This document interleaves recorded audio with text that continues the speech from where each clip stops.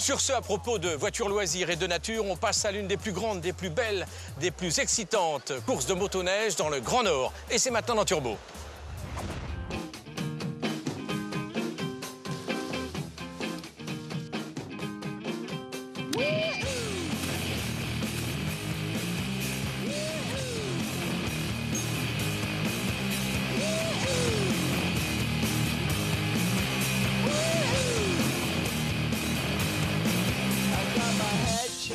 Les instructeurs sont là pour nous aider, mais c'est vrai que c'est pas facile. On a bien sué là.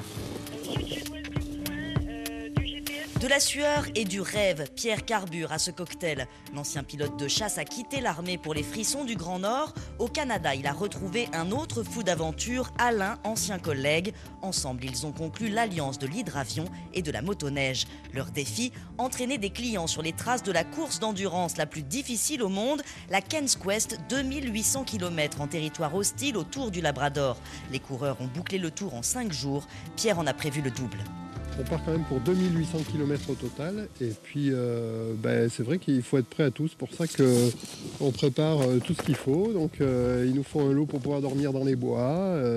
Il nous faut de l'essence. Il nous faut plein de choses pour réparer. Mais on est prêt.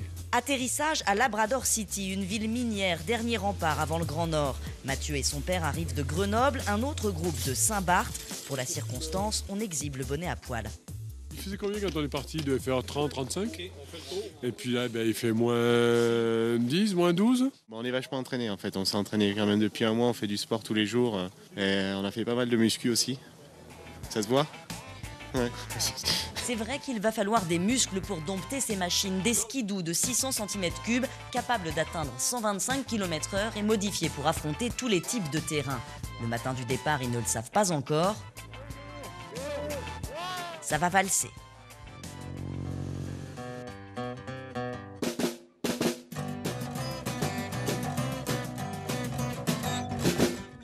Forêt, lac défoncé par un redout récent. Dans les airs, Alain évalue les difficultés. Ça va les faire. Ça casse les machines et les hommes. Les 300 premiers kilomètres sont une réelle épreuve. Je m'attendais à quelque chose de difficile. Le plus dur, je trouve, c'est les bosses pendant 200 km à 300 km par jour.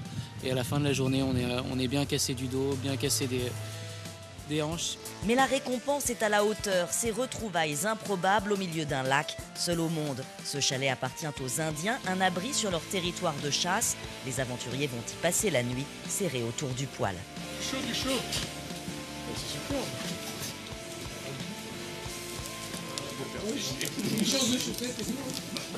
Bravo les gars. Bravo. Je peux juste vous dire que ça fait 2 journées qu'on fait de très belles journées. Mais sauf que c'était de la promenade. Demain, ça va être la vraie aventure. Au petit matin, première contrariété. Moins 15, il fait moins 15. Personne n'a pensé à entretenir le poêle. Le jus de fruits chimiques à moins 22, ça fait froid. L'eau et les jus de fruits ont gelé, on se casse les dents sur de la glace. Dans ces conditions, autant lever le camp. Mais dès le 2e kilomètre, les galères commencent. La neige est somptueuse, c'est aussi une matière retorse. Elle s'accumule, elle croûte, on s'y embourbe. La rivière, elle a explosé. Des morceaux de carrosserie explosent sur la glace. Pour réparer, il faut s'enfoncer jusqu'aux hanches dans une substance poudreuse. 20 fois, les machines s'enlisent.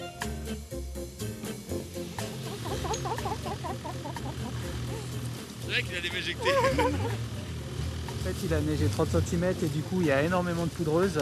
Et on n'arrête pas de s'ensevelir. On a du mal à se sortir et on est crevé. Là, on revient dessus un quart d'heure. Ça a été sportif. Sans compter les aléas du terrain. Pour passer d'un lac à l'autre, il faut traverser des forêts, des broussailles hirsutes. Allez, avance. On termine le parcours à la hache. La motoneige, finalement, c'est un sport de combat. Ouais. Au bout de quelques heures, l'équipe est épuisée. L'avion l'attend près d'un chalet perché sur les hauteurs pour faire le plein d'essence. Pierre décide finalement de s'y arrêter. On est au lac Mistinibi. Au nord de nous, il y a le plateau de Nain. qui est bien connu parce que c'est la toundra et puis c'est très très mauvais. Dès qu'il y a un petit peu de vent, un petit peu de neige, c'est affreux. Donc on va se reconditionner ici, puis demain matin on part très tôt. Pendant qu'un groupe se charge de couper du bois pour la nuit, Alain improvise un vol de reconnaissance. Sa mission, trouver un passage à travers les montagnes pour rejoindre la côte.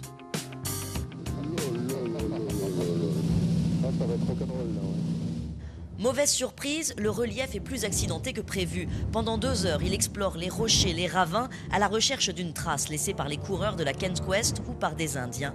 Il ne trouve rien. Toutes les vallées qui arrivent à Cabotet, elles sont hyper encaissées avec des cascades et tout, ça passe pas là. Moi j'ai rien vu qui passait là. Au chalet, l'inquiétude commence à monter. Avec le risque trop grand. 2 guides sont partis ouvrir leurs propres traces, mais on est sans nouvelles et surtout, une tempête est en train de se lever. Le groupe pourrait rester bloqué, il faut s'organiser.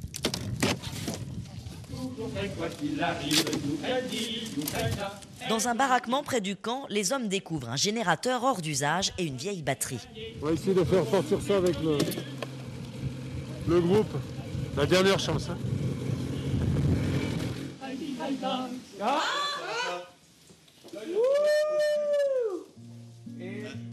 Il suffit parfois de pas grand-chose, un peu de lumière, de chaleur pour réconforter les troupes.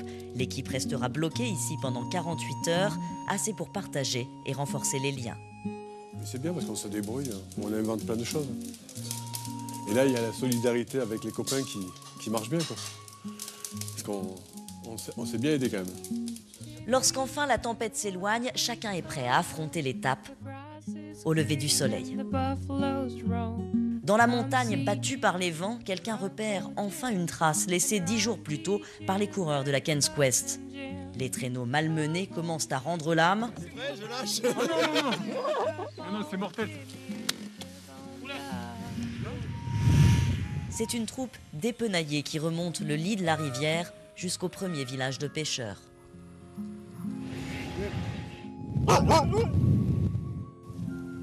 Retour à la civilisation à la nuit tombée après une étape de plus de 14 heures.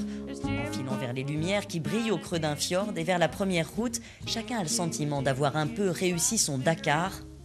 Rien ne s'est passé comme c'était prévu, donc nous aussi à notre échelle on a eu des pannes, des soucis météo. Le froid en plus.